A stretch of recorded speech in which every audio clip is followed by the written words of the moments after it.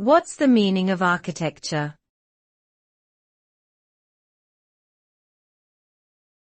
Architecture.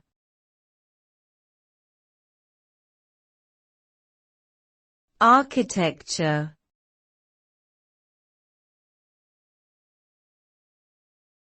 Architecture.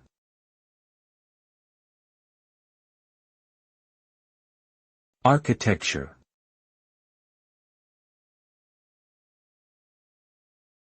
Architecture refers to the art and science of designing and constructing buildings, as well as other physical structures such as bridges and monuments.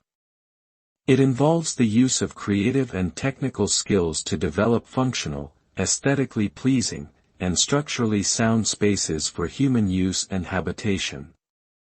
An architect must consider factors such as the site, materials, building codes, and client needs when designing a structure. The resulting design should be visually appealing, efficient, safe, and durable. In summary, architecture is the process of creating well-designed, functional spaces that meet the needs of people and society as a whole.